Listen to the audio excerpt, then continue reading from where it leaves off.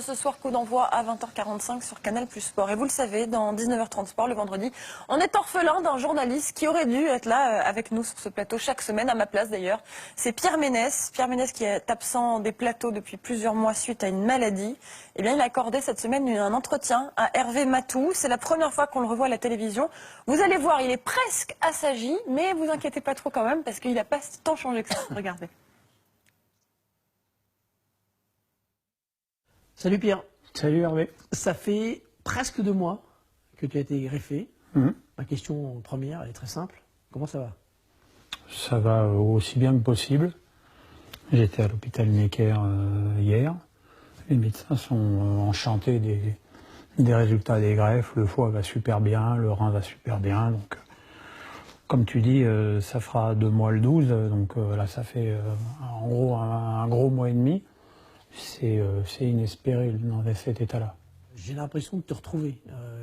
La voix, tout ça, c'est un retour à la vie presque, non? Ouais, c'est ça, c'est Rebirth, c'est ce que je mets comme hashtag à chaque fois que j'envoie un message sur Twitter.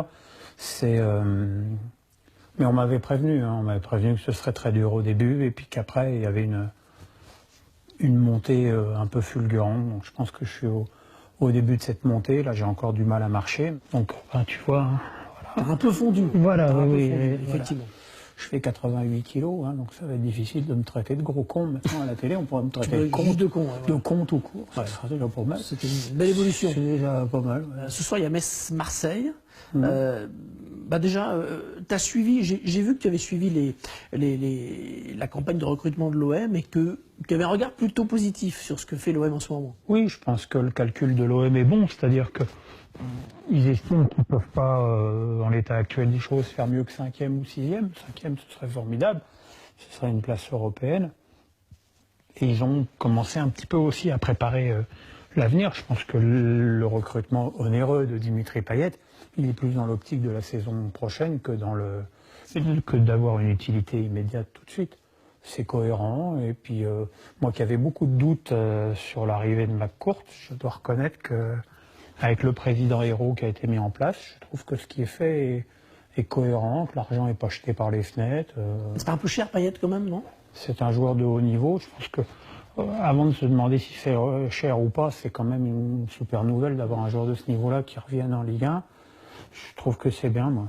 Alors, ils ont fait venir un mec que tu adores, Payet, et un mec que tu détestes. A priori, c'est Evra, donc ça veut dire quoi? Est-ce que tu penses que Payet va te permettre de te réconcilier avec Evra? Je ne demande pas mieux. Hein. Ouais. Je veux pas de... Tu sais, alors là, pour le coup, oui, peut-être que ce qui m'est arrivé me rend un peu philosophe, et que c'est pas très grave. Il a pu mal prendre ce que j'ai pu dire sur lui. J'ai mal pris ce qu'il a dit sur moi. Maintenant, on sait pas... Enfin, moi, il n'y a rien de définitif pour moi.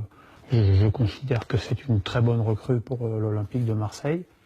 C'est rigolo, c'est que Rudy Garcia m'a envoyé un texto l'autre soir en me disant tu vas moins nous aimer maintenant. Je dis mais pourquoi il dit ça? Il me dit parce qu'on a pris Evra. Je dis c'est pas grave, vous avez pris Dimitri. Donc non, j'ai aucune colère.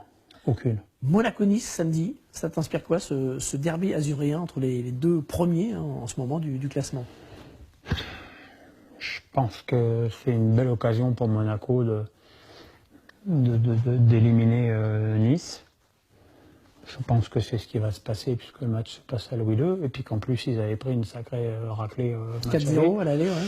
Donc je pense qu'ils seront motivés. Peut-être que Monaco est un petit peu moins bien qu'à la fin de l'année dernière, mais enfin je pense qu'ils ont de la marge par rapport à Nice. Paris joue à Dijon le samedi soir.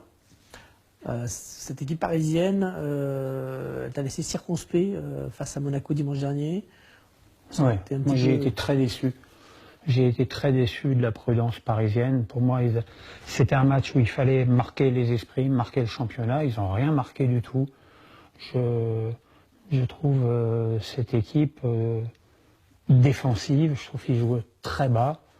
Ils ont eu 3 grands matchs à jouer au Parc des Princes cette année. Arsenal, Nice et Monaco, voire Marseille. Ils n'en ont pas gagné un. Je ne suis pas convaincu par ce PSG version Emery. Je trouve que Malgré ce que certains veulent bien dire, je ne vois pas une empreinte folle sur le jeu. Voilà, moi j'aimais mieux le PSG de Blanc, quoi. Et j'aimais surtout mieux le PSG d'Ibrahimovic. Parce que bon, il n'y a qu'en France où on peut cracher sur un mec qui met 51 buts dans une saison. Tu nous as parlé de Monaco, de Nice, de Paris. Si j'ai bien compris, ton favori pour le titre, c'est Monaco. Non, mon Non. favori pour le titre, c'est Paris, parce que je pense que Monaco va sortir Manchester City. Et donc risque de perdre des plumes autour de la Ligue des Champions. Alors que Paris va se ressortir par le Barça. Tu sais qu'on est là au cœur de 19h30 Sport, enfin l'émission du vendredi que tu devais initialement présenter. L'année prochaine. Voilà. Tu vas revenir quand au CFC alors? Tu as toujours en point de mire J'ai mi-mars? toujours en point de mire mi-mars. Honnêtement, tu le vois aujourd'hui, l'émission, je pourrais la faire. Le problème, c'est que je ne me déplace pas encore de façon optimale. Depuis que je sais que je vais être greffé, je pense qu'à ça. Je pense qu'au jour où je vais revenir, où je vais te retrouver, où je vais retrouver Marie, Dominique, Lib. Tu vas verser ta petite larme? Je pense. Ouais. Je pense. En tout cas, quand je faisais des interviews ces derniers temps et que j'évoquais ça, je pleurais à chaque fois. Alors puisque tu parles de Marie, elle est là. Puisqu'elle présente l'émission. Elle dit pas trop de conneries, Marie. Hein, parce que des fois, c'est un petit peu dur quand même. Hein.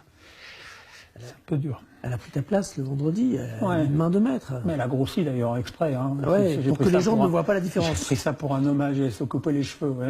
Mais hélas, les gens s'en sont rendus compte. Que c'était Oui, pas je toi, que crois, c'était je Marie. crois, oui, je crois. Écoute, j'espère. Enfin, j'espère pas. Je reprendrai cette émission la saison prochaine. Merci mon petit Pierrot. À bientôt. Merci. À bientôt, courage. Ciao. Il est gentil avec tout le monde, sauf avec moi. Il est quand même obligé de m'envoyer une petite pique. Bon, on sait qu'il nous regarde, Pierre Ménès, et on l'embrasse très très fort. Évidemment, on l'attend de pied ferme sur le plateau.